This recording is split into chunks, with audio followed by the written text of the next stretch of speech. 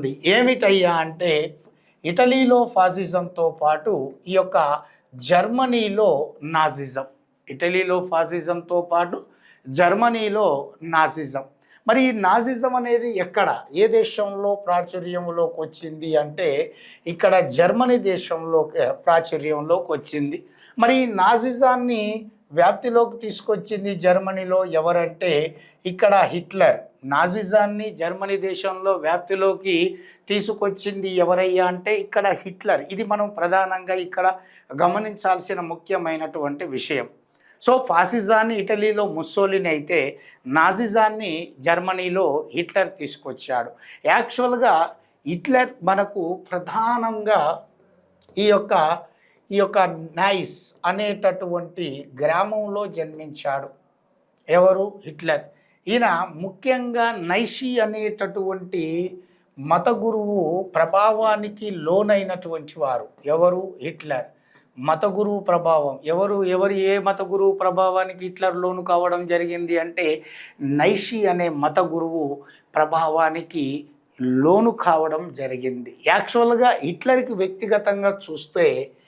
వ్యక్తిగతంగా చూస్తే ఇతనికి పెయింటింగ్ అంటే చిత్రలేఖనం, అలాగే మనకు సంగీతం పట్ల చాలా ఆసక్తి ఎక్కువ. అందులో ఆ రెండు అంశాల్లో బాగా నైపుణ్యం సంపాదించిన వారు ఎవరంటే ఈ యొక్క హిట్లర్. మరి ఈ యొక్క హిట్లర్ మనకు మొట్టమొదటిసారిగా ఈయన ఈ యొక్క ముఖ్యంగా ప్రషియన్ సివిల్ సర్వీస్లో జాయిన్ అయినటువంటి వాడు. నెమ్మదిగా ఈ యొక్క ఫస్ట్ వరల్డ్ వార్లో ఈయన ముఖ్యంగా అందులో పాల్గొని సేవలు చేసినందుకు, అంటే ఆయన కృషికి మొదటి ప్రపంచ యుద్ధంలో ఆయన పాల్గొన్నందుకు ఆయన చేసినటువంటి ఈ యొక్క కృషికి గుర్తుగా ఐరన్ క్రాస్. సో ఈ యొక్క ఐరన్ క్రాస్ అనేటటువంటి ఆ యొక్క పతాకాన్ని పొందడం జరిగింది. అలాగే ముఖ్యంగా 7 సభ్యులతో కూడినటువంటి వర్కర్స్ పార్టీలో ఈయన కూడా ఒక సభ్యుడిగా అందులో చేరి దానిని కాలక్రమంలో ఈ యొక్క నాజీ పార్టీగా దాన్ని మార్చడం జరుగుతుంది. ఎవరు? హిట్లర్. నాజీ పార్టీ జనరల్గా 7 వర్కర్స్ సభ్యులతో కూడినటువంటి దాంట్లో ఈయన ఒక సభ్యుడిగా జాయిన్ అయి దానిని వర్కర్స్ పార్టీని కాస్త నాజీ పార్టీగా దాన్ని రూపాంతరం చెందించడం అనేటటువంటిది జరిగింది ఈ యొక్క హిట్లర్. ముఖ్యంగా హిట్లర్ 1923 సంవత్సరంలో ఈ యొక్క బవేరియా ఏదైతే ఉందో 1923 సంవత్సరంలో ఈ బవేరియా ప్రాంతాన్ని ఈ యొక్క ఆక్రమించేటటువంటి ప్రయత్నంలో భాగంగా ఆయన నిర్బంధించబడి ఆయన జైలుకు పంపించబడతాడు. మరి ఆ క్రమంలోనే ఆయన జైలుకు వెళ్ళినప్పుడు ఆయన జైల్లో ఉన్నప్పుడు మెయిన్ కాంప్ అనేటటువంటి గ్రంథాన్ని, అంటే నా పోరాటం అనే పేరుతో ఈ యొక్క తెలుగులో నా పోరాటం, సో జర్మనీ భాషలో ఈ మెయిన్ కాంప్ అనేది జైల్లో ఉన్నప్పుడే రాస్తాడు. నా పోరాటం అనే పేరుతో అద్భుతమైన గ్రంథాన్ని జైల్లో ఉన్నప్పుడే హిట్లర్ రాయడం జరుగుతుంది. మరి అది ఎప్పుడు ముద్రితం కావడం జరిగింది అంటే 1926లో 1926 సంవత్సరంలో ఈ మెయిన్ క్యాంప్ అనేటటువంటి గ్రంథం ముఖ్యంగా ఇది పూర్తి స్థాయిలో ముద్రితం కావడం అనేటటువంటిది జరిగింది. ముఖ్యంగా హిట్లర్ యొక్క చిరకాల వాంఛ ఏంటంటే 1919లో ఏర్పాటైన వర్సైల్స్ ఈ యొక్క ఒప్పందం ఏదైతే ఉందో ఆ వర్సైల్ సమావేశము జర్మనీ మీద అనేక అవమానకరమైన షరతులను, ఒప్పందాలను బలవంతంగా రుద్దడం జరిగింది. యుద్ధ నష్టపరిహారం పూర్తి స్థాయిలో చెల్లించాలని ఒత్తిడి చేసింది. అలాగే ఫ్రాన్స్ నుంచి తీసుకున్న ఆల్సస్ లొరైన్ అనేటటువంటి ప్రాంతాలను తిరిగి ఫ్రాన్స్కి ఇప్పించడం జరిగింది. అలాగే ఆయుధాల తగ్గింపు లేదా ఆయుధాల మీద పరిమితి విధించింది. దీనితో పాటు జలాంతర్గములు ఉండకూడదు అని టార్బిడోల సంఖ్య తగ్గించింది. అలాగే జర్మనీల సైనిక శక్తి 9 లక్షల నుండి 1 లక్షకు తగ్గించడం అనేటటువంటిది జరిగింది. ఇలా ముఖ్యమైన అన్ని అవమానకరమైన షరతులు లేదా ఒప్పందాలు లేదా అంశాలను ఈ యొక్క జర్మనీ దేశంపై బలవంతంగా రుద్దడం అనేటటువంటిది జరిగింది. ఏమిటయ్యా అంటే ముఖ్యంగా ఈ యొక్క వర్సైల్స్ ఒప్పందం. అటువంటి వర్సైల్స్ అవమానకరమైన షరతులను పూర్తి స్థాయిలో నేను తొలగిస్తానని, జర్మనీ దేశాన్ని ఒక ప్రపంచంలోనే అగ్రశ్రేణి దేశంగా నేను దాన్ని మారుస్తానని ఈయన ప్రతిజ్ఞ చేయడం జరిగింది. ప్రజలకు ఈ యొక్క నమ్మకాన్ని కలిగించడం జరిగింది. ఎందుకంటే మంచి ఆరేటర్ అంటే హిట్లర్ మంచి వక్త, అంటే మంచిగా మాట్లాడేవాడు. అంటే ఎవరినైనా సరే తన మాటలతో తన ప్రసంగాలతో ఈ యొక్క ఆకట్టుకునేటటువంటి గుణం కలిగినటువంటి వారు, వాక్పటిమ కలిగిన వారు, వాక్చాతుర్యం కలిగినటువంటి నాయకుడు ఈ యొక్క హిట్లర్. అటువంటి తన యొక్క వాక్పటిమ వాక్చాతుర్యంతో ఈ యొక్క జర్మనీ దేశ ప్రజలను ఆకట్టుకున్నాడు. వారిలో ఈ యొక్క జర్మనీల జాతీయత ఆ భావాన్ని, ఐక్యతా భావాన్ని వాళ్ళలో తీసుకువెళ్ళగలిగాడు. అందులో సఫలీకృతుడయ్యాడు. పూర్తి స్థాయిలో జర్మనీ దేశం అంటే మిగతా దేశాలు ముక్కు మీద వేలు వేసుకునేలా చేస్తాను, నన్ను నమ్మండి అని చెప్పేసి ఆయన ప్రతి ప్రసంగంలో కూడా చాలా ఈ యొక్క నిర్భయంగా చెప్పేటటువంటి వాడు.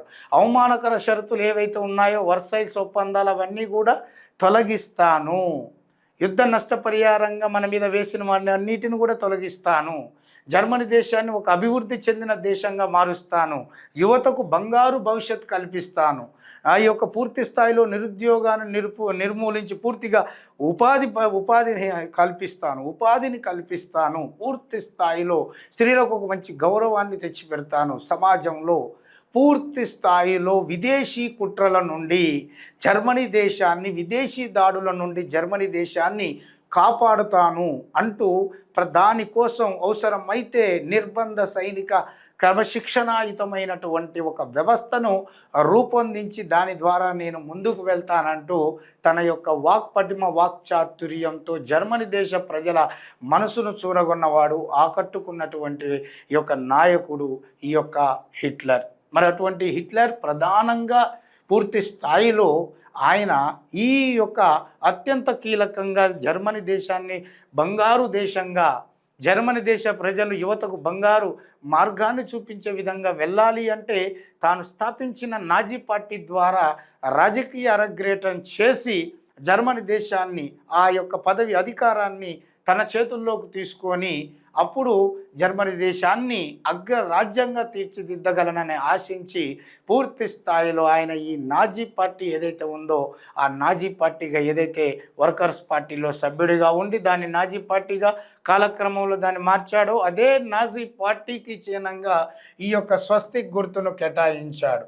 సో ఈ నాజీ పార్టీకి గుర్తుగా ఈ స్వస్తిక్ అనే గుర్తును కేటాయించడంతో పాటు ఈ యొక్క ఎర్ర జెండా ఏదైతే ఉన్నాయో దీనికి అనుబంధంగా ఈ యొక్క స్వస్తిక్ గుర్తుతో పాటు ఎర్ర జెండాని కూడా ఇక్కడ దాన్ని పూర్తి స్థాయిలో విప్లవానికి పోరాటంగా దాన్ని ముందుకు తీసుకొచ్చాడు. ఏ విధంగా అయితే ముస్సోలిని కమ్యూనిస్టులు ఏ విధంగా ఉదారవాదులను వ్యతిరేకించాడో ఈ యొక్క జర్మనీలో నాజిజాన్ని వ్యాప్తిలోకి తీసుకొచ్చిన హిట్లర్ కూడా ముస్సోలిన్ లాగానే కమ్యూనిస్టులను వ్యతిరేకించాడు, యూదులను వ్యతిరేకించాడు, సోషలిస్టులను వ్యతిరేకించాడు. యూదులు అంటే ఇక్కడ జర్మనీ దేశంలో అల్పసంఖ్యాక వర్గం యూదులు. సో యూదులు ఈ యొక్క మొత్తం జర్మనీ దేశ జనాభాలో చూస్తే యూదుల జనాభా శాతం ఎంత అంటే 0.75%, అంటే 0.75% మాత్రమే ఈ జర్మనీ దేశంలో యూదుల జనాభా. అందుకనే ఈ జర్మనీ దేశం అంటే ఈ యొక్క హిట్లర్ చెప్పిన దాని ప్రకారం మన దేశం వెనకబడిపోవడానికి గల కారణం, అభివృద్ధి చెందకపోవడానికి కారణం పూర్తి స్థాయిలో ఈ యొక్క మన దేశంలో అల్పసంఖ్యాక వర్గం వారిగా చెప్పుకొని నివసిస్తున్న యూదులే అని చెప్పేసి ఈయన ప్రధానంగా భావించాడు. ఒక్క మాటలో చెప్పాలంటే హిట్లర్ దృష్టిలో కమ్యూనిస్టులు, సోషలిస్టుల కంటే ఆ హిట్లర్కి ప్రధానమైన బద్ధశత్రువులుగా ఆయన ఎప్పుడు భావించేది ఎవరినంటే యూదులని. వీళ్ళు అల్పసంఖ్యాక వర్గాల వారు, వీరు ఇక్కడ ఉన్నా లేనట్లే, వీరి వల్లనే మన యొక్క దేశం వెనకబడిపోతుంది వీరు అని చెప్పేసి ఆ యొక్క యూదులను కమ్యూనిస్టులతో పాటు సోషలిస్టులతో పాటు యూదులను నేను పూర్తి స్థాయిలో నిర్మూలిస్తాను అని చెప్పేసి అలా తన ప్రతి ప్రసంగంలో తన యొక్క మాటలతో ఈ యొక్క హిట్లర్ యొక్క జర్మనీ యొక్క ప్రజల ఆశలను మరింత ముందుకు తీసుకువెళ్ళడం అనేటటువంటిది జరిగింది. మరి ఇందులో భాగంగానే 1932 1932 సంవత్సరంలో ఇక్కడ జనరల్గా చూస్తే ఈ యొక్క జర్మనీ దేశానికి అధ్యక్షుడిగా హిండెన్బర్గ్ ఎన్నిక కావడం జరిగింది. 32లో జర్మనీ దేశ అధ్యక్షుడిగా హిండెన్బర్గ్ ఎన్నిక కావడం జరిగింది. అదే మరుసటి సంవత్సరం 1933 సంవత్సరంలో ఇదే జర్మనీ దేశానికి ఛాన్సలర్గా హిట్లర్ నియమించబడడం జరిగింది. 1932లో జర్మనీ దేశ అధ్యక్షుడిగా హిండెన్బర్గ్ ఎన్నికైతే 1932 సంవత్సరంలో జర్మనీ ఛాన్సలర్గా ఈ యొక్క హిట్లర్ ఎన్నిక కావడం జరిగింది. 1934లో 1934లో ఈ జర్మనీ అధ్యక్షుడైన హిండెన్బర్గ్ మరణంతో ఆయన మరణించిన తర్వాత 1934లో జర్మనీ ఛాన్సలర్గా ఉన్న హిట్లర్ ఛాన్సలర్ అండ్ జర్మనీకి అధ్యక్షుడిగా ఈ యొక్క పదవులను నిర్వర్తించడం జరిగింది. అలా 1934లో జర్మనీ ఛాన్సలర్గా ప్లస్ అధ్యక్షుడిగా 2 పదవులను కైవసం చేసుకున్న ఈ యొక్క హిట్లర్ పూర్తి నియంతగా తన యొక్క తాను అమలుపరిచినటువంటి ఆ కార్యక్రమాల ద్వారా మరింత క్రూరంగా పాశవికంగా ముందుకు వెళ్తూ తాను అనుకున్నదే చేసేటట్లుగా అక్కడ చేసి చూపించి జర్మనీ దేశాన్ని అగ్రరాజ్యంగా ఉంచాలి అనేటటువంటి ఉద్దేశంతో తన యొక్క సిద్ధాంతాలను మరింత ఈ యొక్క క్రూరంగా ముందుకు తీసుకువెళ్ళడం అనేది జరిగింది. ఆ మార్గంలో ఆయన సృష్టించిన మారణ హోమం అంతా ఇంత కాదు, అంత బ్రూటల్గా ముందుకు వెళ్ళడం అనేది జరిగింది. మరి దీనికి ముఖ్యంగా తాను ఉపయోగించుకుంది తన యొక్క నాజీ పార్టీ దాన్ని రాజకీయంగా తీసుకువెళ్ళాలనుకున్నాడు, అధికారాన్ని చేజిక్కించుకోవాలనుకున్నాడు. అందులో భాగంగానే ఇదంతా చేశాడు. మరి దానికి నిదర్శనమే 1928లో జర్మనీ దేశ పార్లమెంటు రిచ్ స్టాగ్కు పోటీ చేస్తే నాజీ పార్టీకి 2.6% మాత్రం ఓటింగ్ రావడం జరిగింది, ఓట్లు పోలు కావడం జరిగింది. 1928లో 2.6% మాత్రమే ఈ యొక్క మెజారిటీ రావడం జరిగింది. 1937కు వచ్చేసరికి మొత్తం అంటే 9 సంవత్సరాల కాల వ్యవధిలోనే నాజీ పార్టీకి అశేషమైన ప్రజాదరణ లభించింది. అందులో భాగంగానే 1937లో ఏకంగా 37% మెజారిటీ ఓటింగ్తో అఖండ విజయం సాధించి నాజీ పార్టీ పూర్తి స్థాయిలో అతిపెద్ద రాజకీయ పార్టీగా జర్మనీ దేశంలో ఆవిర్భవించింది. హిట్లర్కి మరింత అయినటువంటి బలాన్ని, శక్తిని, ఈ యొక్క అధికారాలని కట్టబెట్టడం అనేది జరిగిందన్న విషయాన్ని ఇక్కడ మనం ప్రధానంగా గుర్తుపెట్టుకోవాలి. ముఖ్యంగా హిట్లర్ యొక్క సిద్ధాంతాలు, హిట్లర్ యొక్క సూత్రాలు ప్రజల వద్దకు తీసుకువెళ్ళే క్రమంలో ఈ యొక్క నాజీ పార్టీ యొక్క సిద్ధాంతాలను మరింత ముందుకు తీసుకెళ్లే ప్రయత్నంలో భాగంగా ఆయన కొన్ని ముఖ్యమైనటువంటి ఈ యొక్క సూత్రాలను ముందుకు తీసుకెళ్ళాడు, వాటిని ప్రవేశపెట్టాడు, అమలుపరిచేలా చూశాడు. ముందులో స్వస్తి గుర్తు, దాంతో ఎర్ర జెండా వందనాలు, స్వస్తి గుర్తుతో కూడుకున్న ఎర్ర జెండా గుర్తుతో కూడుకున్నటువంటి ఆ జెండాలు, అలాగే ఉపన్యాసాల ద్వారా ఉపన్యాసం తర్వాత చప్పట్లు కొట్టడం, అలాగే నాజీ వందనాలు, ఇలా ముఖ్యంగా వీటిని మరింత ముందుకు తీసుకువెళ్తూ పూర్తి స్థాయిలో నాజీ పార్టీని శక్తివంతమైన పార్టీగా జర్మనీ దేశంలో అవతరించేటట్లుగా చేసిన నాయకుడు ఈ యొక్క హిట్లర్ అనడంలో ఎటువంటి సందేహం లేదు.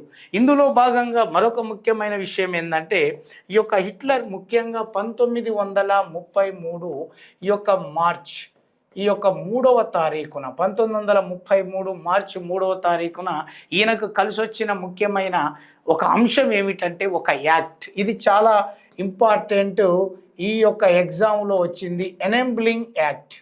సో ఎనేబ్లింగ్ యాక్ట్ 1933 మార్చి 3వ తారీఖున ఈ ఎనేబ్లింగ్ యాక్ట్ ద్వారా పార్లమెంటుతో సంబంధం లేకుండానే ఈ యొక్క డిక్రీల ద్వారా సొంత నిర్ణయాలు తీసుకొని ఈ యొక్క పరిపాలించేటటువంటి అధికారం ఈ యొక్క ముఖ్యంగా హిట్లర్కి కట్టబెట్టడం జరిగింది.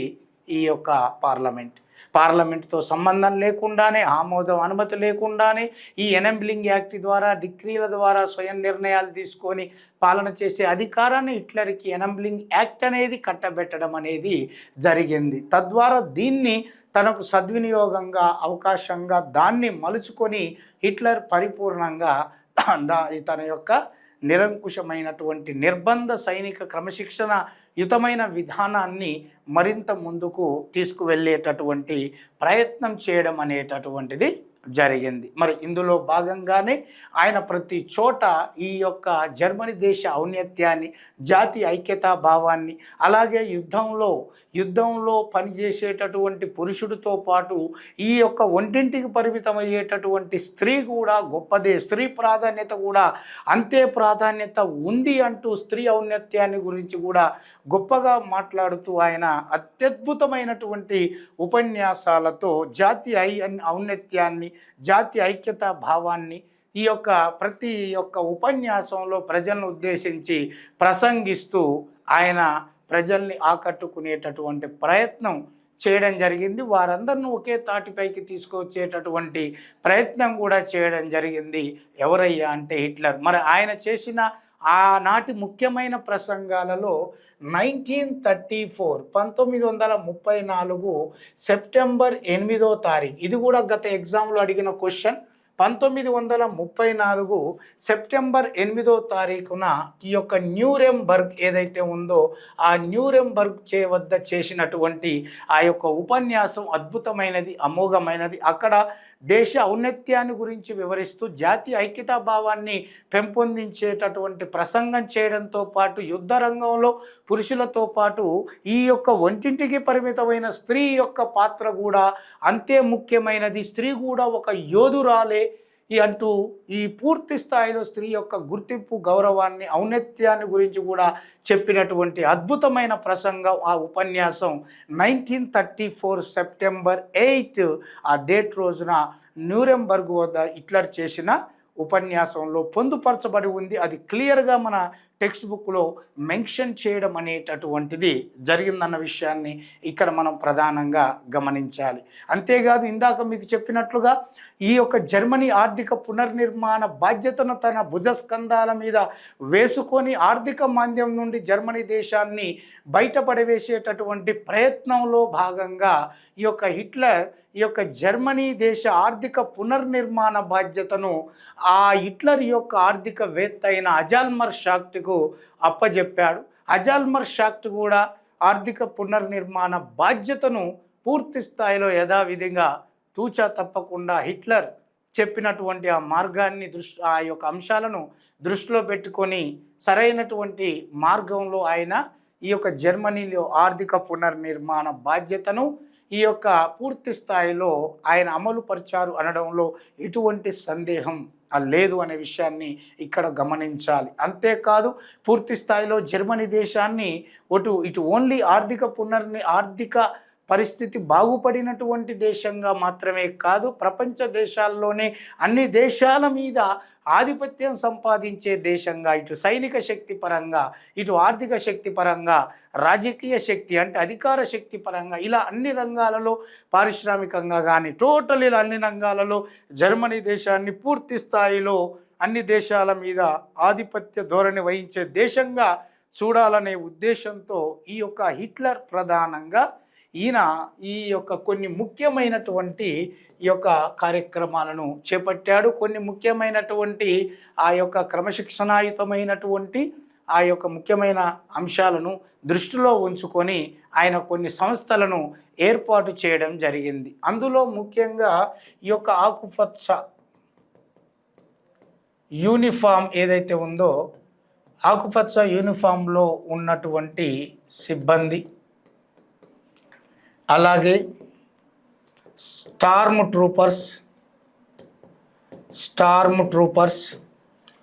అలాగే గెస్టుఫో, అలాగే రక్షణ దళాలు, అలాగే నేర విచారణ పోలీసుల బృందం, అలాగే భద్రత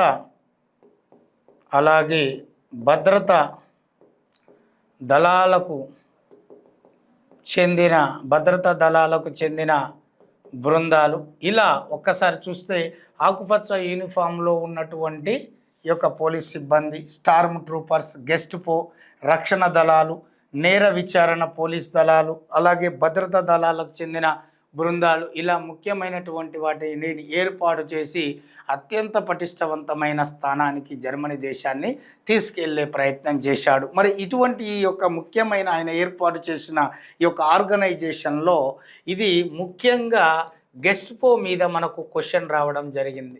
ఈ గెస్ట్పో అనేటటువంటిది హిట్లర్ చేత ఏర్పాటు చేయబడ్డ ఒక రహస్య సంస్థ లేదా ఒక రహస్య సంఘం. గెస్ట్పో అనేది ఒక రహస్య సంఘం లేదా ఒక రహస్య సంస్థ హిట్లర్ చేత స్థాపించబడింది అనేటటువంటి విషయాన్ని ఇక్కడ మనం ప్రధానంగా భావించాలి. అంటే ఇన్నిటిలో మనకు ఎగ్జామ్ పాయింట్ ఆఫ్ వ్యూలో అడిగింది మనకు ఈ యొక్క గెస్ట్పో అంటే ఒక రహస్య దళం, రహస్య సంస్థ, ఒక గూఢాచారి విభాగాన్ని సంబంధించింది అనుకోవచ్చు. దీని మీద మన గత ఎగ్జామ్లో కూడా అడిగాడు. ఇలా హిట్లర్ పూర్తి స్థాయిలో రెండవ ప్రపంచ యుద్ధం ముసుగులో ఇంత పెద్ద అతిపెద్ద బీభత్సమైన మారణ హోమాన్ని సృష్టించడం అనేటటువంటిది జరిగింది. అలా రెండవ ప్రపంచ యుద్ధం ముసుగులో ఈ యొక్క హిట్లర్ సృష్టించిన మారణ హోమంలో చనిపోయినటువంటి వారు అంటే బలైనటువంటి వారు చాలామంది ఉన్నారు.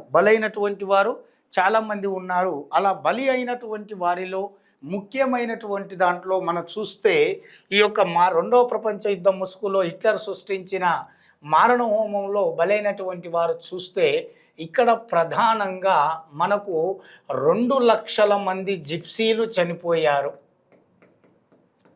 అలాగే 6 లక్షల మంది యూదులు చనిపోయారు. 6 లక్షల మంది యూదులు చనిపోయారు. అలాగే 70 నుంచి 75 వేల వరకు 70,000 నుంచి 75,000 వరకు జర్మనీ పౌరులు చనిపోయారు. అంత ప్రాణ నష్టమే. అలాగే 10 లక్షల పోలీస్ పౌరులు, పోలిష్ అంటే పోలాండ్, సో పోలిష్ అంటే ఇక్కడ పోలాండ్, ఆ పోలీస్ కాదు, 10 లక్షల పోలీస్ పౌరులు చనిపోయారు. ఇంత ముఖ్యమైనటువంటి దాంట్లో చూస్తే ఒకసారి 2 లక్షల మంది జిప్సీలు, 6 లక్షల మంది యూదులు, 70 నుంచి 75 వేల పై చిలుకు జర్మనీ దేశ పౌరులు, 10 లక్షల మంది పోలిష్ పౌరులు, పోలిష్ అంటే పోలాండ్, సో పోలాండ్ పౌరులు. ఇలా రెండవ ప్రపంచ యుద్ధం ముసుగులో ఆ యొక్క హిట్లర్ సృష్టించినటువంటి మారణ హోమంలో చనిపోయినటువంటి ఈ యొక్క ముఖ్యమైనటువంటి వారు సంబంధించినటువంటి ఈ యొక్క సమాచారం. ముఖ్యంగా ఈ రెండవ ప్రపంచ యుద్ధ సమయంలో ఈ నాజీ పార్టీకి సంబంధించినటువంటి ఆ సైన్యాధిపతులు కానీ, సైనికులు కానీ, ముఖ్యమైనటువంటి అధికారులు కానీ వారిని తీసుకురావడం, ముఖ్యంగా వారిని నిర్బంధించి అస్విట్జ్ అనే మోస్ట్ ఇంపార్టెంట్ అస్విట్జ్ అనేటటువంటి ఈ యొక్క గదుల్లోకి పంపించేది. ఈ అస్విట్జ్ అనేటటువంటి ఏంటంటే వారు ఎవరైతే నాజీ పార్టీకి సంబంధించిన ఈ నాజీలకు సంబంధించిన వాళ్ళు ఎవరైతే ఉంటారో వారి వ్యతిరేకులందరిని తీసుకొచ్చి ఈ అస్విట్జ్ వంటి ఈ యొక్క గదుల్లోకి పంపి అందులో గ్యాస్ నింపి వారిని అతి కిరాతకంగా పాశవికంగా చంపేటటువంటి ప్రయత్నం చేశారు ఈ రెండవ ప్రపంచ యుద్ధం ముసుగులు. అస్విట్జ్ వంటి ఈ యొక్క గదుల్లోకి ఈ యొక్క వారు నిర్బంధంలోకి తీసుకున్న వారు ఎవరుంటారో వారిని అందులోకి పంపించి గ్యాస్ను వదిలి పూర్తి స్థాయిలో ఊపిరి ఆడనీయకుండా అత్యంత పాశవికంగా ఈ యొక్క నాజీ పార్టీకి సంబంధించిన వారు నాజీ సైన్యాధిపతులు, సైనికులు, ముఖ్యమైన అధికారులు వీళ్ళంతా కూడా అత్యంత పాశవికంగా దారుణమైన కృత్యాలకు పాల్పడ్డారు. నిర్దాక్షిణ్యంగా చంపడం అనేది జరిగింది. అలా వారు చేసిన కృత్యాల వల్ల చనిపోయినటువంటి వివిధ వర్గాల వారి సంఖ్య ఎంత అనేది మనం ఇక్కడ బోర్డు మీద రాయడం అనేటటువంటిది జరిగింది. అంతేకాదు ఈ రెండవ ప్రపంచ యుద్ధం ముసుగులో ఈ జర్మనీ తన అకృత్యాల వలన తాను ఏవే ప్రాంతాలను ఆక్రమించింది అనేటటువంటి విషయాన్ని మనం ఒకసారి చూసుకుంటే రెండవ ప్రపంచ యుద్ధ సమయంలో ఈ యొక్క జర్మనీ ఆక్రమించుకున్న ప్రాంతాలు ఒకసారి చూస్తే వీటి మీద మన క్వశ్చన్ అడిగాడు. హంగేరీ, రుమేనియా, బల్గేరియా, యుగోస్లోవియా, ఇక్కడ యుగోస్లోవియా, అలాగే మనకు గ్రీస్, అలాగే క్రీట్, అలాగే ఫిన్లాండ్. సో ఇవి మనకు ముఖ్యంగా ప్రాంతాలు. రెండవ ప్రపంచ యుద్ధ ముసుగులో ఈ జర్మనీ ఆక్రమించుకున్న ప్రాంతాలు అన్నప్పుడు Hungary, Romania, Bulgaria, Yugoslavia, Greece, Crete, Finland. మరి ఇందులో ఎప్పుడు దేన్ని ఆక్రమించుకున్నాడు? ఇది మన టెక్స్ట్ బుక్ ఓరియంటెడ్గా మనకు విత్ ఇయర్ డేట్ కూడా ఇచ్చాడు. సో కాబట్టి మనకు ఎగ్జామ్లో వాటిని అడిగే అవకాశం ఉంటుంది. కాబట్టి మనకు ఆ ప్రాంతాలతో పాటు అవి ఏ ఇయర్లో ఆక్రమించుకున్నాడు, ఏ మంత్, ఏ డేట్ అనేది కూడా మనం మస్ట్ అండ్ షుడ్ రావాలి. అలా వస్తేనే మనకు పూర్తి స్థాయిలో ఒక బిట్ అనేది, మనకు ఒక మార్క్ అనేది మన జేబులో ఉంటుందని చెప్పేసి మనం ఇక్కడ అర్థం చేసుకోవాలి. సో ఇక్కడ చూస్తే హంగేరీ 1940 యొక్క నవంబర్, అలాగే మనకు రుమేనియా 1940 నవంబర్ అనేది ఇక్కడ ఇచ్చాడు. So Bulgaria 1941 March, Yugoslavia 1941 April, Greece 1941 April, Crete 1941 May, Finland 1941 June. So ఇది మనకు రెండవ ప్రపంచ యుద్ధ కాలంలో మనకు జర్మనీ ఆక్రమించుకున్న ముఖ్యమైన ప్రాంతాలు అన్నప్పుడు ఇక్కడ హంగేరీ 1940 నవంబర్లో హంగేరీని, అదే 1940 నవంబర్లో రుమేనియాని, 1941 మార్చిలో బల్గేరియాని, 1941 ఏప్రిల్లో యుగోస్లోవియాని, 1941 అదే ఏప్రిల్లో యుగోస్లోవియాతో పాటు గ్రీస్ని, 1941 మేలో క్రీట్ని, అలాగే 1941 జూన్లో ఫిన్లాండ్. ఇలా ముఖ్యమైన ఈ ప్రాంతాలను రెండవ ప్రపంచ యుద్ధ ముసుగులో ఈ యొక్క హిట్లర్ తన యొక్క నాజీల ద్వారా, వారి యొక్క అకృత్యాలు, పాశవిక చర్యల ద్వారా ఆక్రమించుకున్న ప్రాంతాలు అన్నప్పుడు ఇవన్నీ కూడా మీకు గుర్తు రావాలి. మరి ఈ రెండవ ప్రపంచ యుద్ధంలో తొలుత ఈ యొక్క అక్ష లేదా కేంద్ర రాజ్యాలకు నాయకత్వం వహించిన జర్మనీ ఏదైతే ఉందో, మొదట ఈ యొక్క జర్మనీ, ఇటలీ, జపాన్ ఈ మూడు కూడా అక్ష లేదా కేంద్ర రాజ్యాల్లో ఇటలీ మొదట ఓడిపోతుంది. సిసిలీ ఎప్పుడైతే మిత్రరాజ్యాలు ఇటలీ దేశంలోని సిసిలీ నగరాన్ని ఆక్రమించుకున్నాయో వెంటనే ఇటలీ మొట్టమొదటగా లొంగిపోతుంది మిత్రరాజ్యాలకు. దెన్ ఆఫ్టర్ సెకండ్ ఈ యొక్క జర్మనీ 1943లో ఇక్కడ రెండో ప్రపంచ యుద్ధంలో భాగంగా 1943లో జరిగిన స్టాలిన్ గ్రాడ్ ఏదైతే ఉందో, ఈ స్టాలిన్ గ్రాడ్ యుద్ధంలో ఈ యొక్క మొదట ఈ యొక్క విజయ దిశలోకి వెళ్ళినటువంటి ఈ యొక్క జర్మనీ అనేది ఈ యొక్క చివరికి ఓడిపోవడం జరుగుతుంది. అలా ఈ ఓడిపోయిన తర్వాత ముఖ్యంగా ఈ యొక్క రష్యా, యుఎస్ఎస్ఆర్ అనేటటువంటిది ఈ యొక్క జర్మనీని ఈ యొక్క తన ఆధీనంలోకి తెచ్చుకుంటుంది. అంటే జర్మనీ రాజధాని బెర్లిన్ యుఎస్ఎస్ఆర్ సైన్యాలు ఈ యొక్క చుట్టుముడతాయి. దాంతో ముఖ్యంగా ఈ యొక్క తూర్పు జర్మన్ భాగం ఏదైతే ఉందో, జర్మనీ గణతంత్ర ప్రజాస్వామ్యం అనేది యుఎస్ఎస్ఆర్ కిందికి వస్తుంది. పశ్చిమ జర్మన్ భాగం అనేది జర్మన్ గణతంత్ర సమైక్య అనే పేరుతో ఈ యొక్క అమెరికా ప్రభావం కిందికి రావడం అనేది జరుగుతుంది. అలా ముఖ్యంగా జర్మనీ కీలకతం అవుతుంది. సో జర్మనీ విజయం అనేటటువంటిది రాదు అని తెలిసిపోయింది. జర్మనీని ఈ యొక్క అటు యుఎస్ఎస్ఆర్, ఇటు అమెరికా చెరో వైపు పంచుకున్నాయి. ఇక చేసేదేం లేక ఈ యొక్క నిర్బంధంలోకి నేను వెళ్తాను, దోషిగా తేల్తాను. సో కాబట్టి ఇక్కడ శిక్షిస్తారు. సో దాని బదులు తనకు తానే శిక్షించుకోవాలని, దాని నుంచి నిర్బంధ నేర విచారణ నుంచి తప్పించుకోవడానికి ఈ హిట్లర్ అతని యొక్క అనుచరుడు ఈ యొక్క 1945లో తన యొక్క తుపాకీతో తానే కాల్చుకొని హిట్లర్ చనిపోవడం అనేది జరుగుతుంది. ఆయన మరణంతో టోటల్గా ఈ యొక్క నాజిజం అనేది జర్మనీలో పూర్తిగా ఈ యొక్క అంతం కావడం అనేది జరిగిందనే విషయాన్ని ఇక్కడ మనం పర్ఫెక్ట్గా గమనించాలి. ఇది మనకు ఇదంతా కూడా మనకు ఈ యొక్క నాజిజం అన్నప్పుడు ఈ యొక్క హిట్లర్కి సంబంధించిన సమాచారంలో భాగంగా ఇదంతా కూడా మనం తెలుసుకోవాలి. ఇది మనకు ప్రపంచ యుద్ధాల మధ్య ప్రపంచం మొదటి భాగం, రెండవ భాగం అన్నప్పుడు మీకు బుక్లో అంతా కల్పించాడు. సో మీరు సులువుగా అర్థం చేసుకోవడానికి మీకు నేను మొదటి ప్రపంచ యుద్ధం దాన్ని సపరేట్గా చెప్పాను, తర్వాత రెండవ ప్రపంచ యుద్ధం క్లియర్ కట్గా వివరించాను. దాని తర్వాత 1917లో జరిగిన రష్యా విప్లవం, 1917 మార్చి విప్లవం, 1917 అక్టోబర్ విప్లవం అవి కంప్లీట్ అయిన తర్వాత లెనిన్ గురించి వివరించాను. లెనిన్ తర్వాత క్లియర్ కట్గా స్టాలిన్ గురించి వివరించాను. వివరించిన తర్వాత నెక్స్ట్ ఆఫ్ ఆల్ అసలు ఆర్థిక మాంద్యం అంటే ఏమిటి, ఆర్థిక మాంద్య ప్రభావానికి ఎక్కువ గురైన దేశం ఏంది, ఆర్థిక మాంద్యం నుంచి తప్పించుకున్న దేశం ఏంది, అమెరికా, బ్రిటన్, జర్మనీ ఏ ముఖ్యమైనటువంటి చర్యలు, సంక్షేమ కార్యక్రమాలు చేపట్టాయి ఆర్థిక మాంద్యం నుంచి తప్పించుకోవడానికి అనేది దానికి క్లియర్గా చెప్పాను. దాని తర్వాత ఈ యొక్క ఇటలీలో ఫాసిజం వ్యాప్తిలోకి తీసుకొచ్చింది ఎవరు, ముస్సోలిని, ఆయనకు సంబంధించిన సమాచారాన్ని వివరించాను. అలాగే జర్మనీ దేశంలో నాజిజాన్ని ఎవరు వ్యాప్తిలోకి తీసుకొచ్చారు, హిట్లర్, మరి ఆయన ఏంటి, దానికి సంబంధించిన సమాచారాన్ని మనం క్లియర్గా డిస్కస్ చేసుకున్నాం. సో ఇదంతా కూడా 2 యూనిట్లు మనకు టోటల్గా.